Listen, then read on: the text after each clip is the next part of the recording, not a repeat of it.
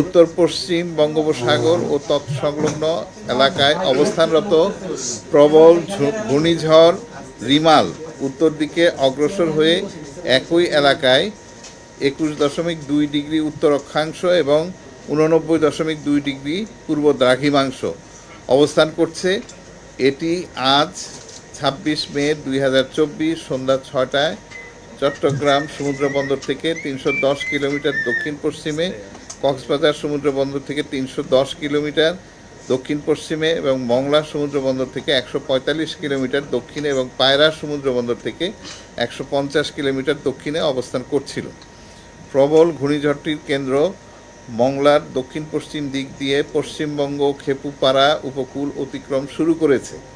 ঘূর্ণিঝড়টির কেন্দ্র আরও উত্তর দিকে অগ্রসর হয়ে 1 থেকে 2 ঘন্টার মধ্যে উপকূল অতিক্রম করে সম্পূর্ণ ঘূর্ণিঝড়টি পরবর্তী 5 থেকে 7 ঘন্টার মধ্যে উপকূল অতিক্রম সম্পন্ন করতে পারে। প্রবল ঘূর্ণিঝড় কেন্দ্রের 64 কিলোমিটারের মধ্যে বাতাসের একটানা গতিবেগ ঘন্টায় 90 কিলোমিটার, যা দমকা অথবা ঝড়ো হাওয়ার আকারে 120 কিলোমিটার পর্যন্ত বৃদ্ধি পাচ্ছে। প্রবল ঘূর্ণিঝড় কেন্দ্রের নিকটবর্তী এলাকায় সাগর বিক্ষুব্ধ রয়েছে। পায়রা ও মংলা সমুদ্রবন্দরকে 10 নম্বর মহাবিপদ সংকেত, আমি আবার বলছি 10 নম্বর মহাবিপদ সংকেত দেখিয়ে যেতে বলা হয়েছে। উপকূলীয় জেলা খুলনা, সাতক্ষীরা, বাগেরহাট, পিরোজপুর, ঝালকাঠি, বরগুনা, বরিশাল, ভোলা, পটুয়াখালী এবং তাদের অদূরবর্তী দ্বীপ ও চরসমূহ 10 নম্বর মহাবিপদ সংকেতের আওতায় থাকবে।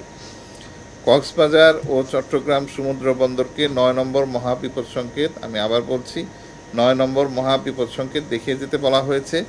উপকূলীয় জেলা চট্টগ্রাম, কক্সবাজার, ফেনী, নোয়াখালী, লক্ষ্মীপুর, চাঁদপুর এবং তাদের অদূরবর্তী দ্বীপ ও চরসমূহ 9 নম্বর মহাবিপদ সংকেতের আওতায় থাকবে।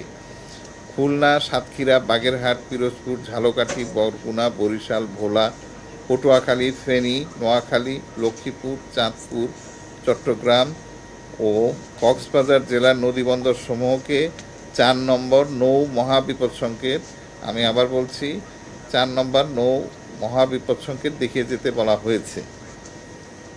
প্রবল ঘূর্ণিঝড়টির অগ্রবর্তী অংশ ও বায়ুচাপ পার্থক্যের আধিক্যের প্রভাবে উপকূলীয় জেলা খুলনা, সাতক্ষীরা, বাগেরহাট, পিরোজপুর, ঝালকাঠি, বরগুনা, বরিশাল, ভোলা, পটুয়াখালী, ফেনী, নোয়াখালী, লক্ষ্মীপুর, চাঁদপুর, চট্টগ্রাম, কক্সবাজার এবং তাদের অদূরবর্তী দ্বীপ ও চরসমূহ নিম্নাঞ্চল স্বাভাবিক জোয়ারের চেয়ে 8 থেকে 12 ফুট অধিক উচ্চতার বায়ুতাড়িত জলোচ্ছ্বাসে প্লাবিত হতে পারে।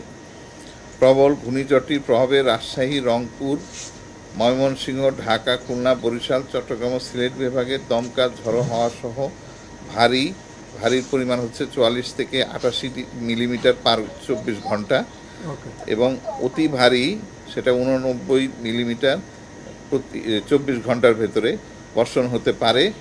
অতি ভারী বর্ষণের প্রভাবে কক্সবাজার, বান্দরবান, রাঙামাটি, খাগড়াছড়ি ও চট্টগ্রামের পাহাড়ি অঞ্চলে কোথাও কোথাও ভূমিধস হতে পারে।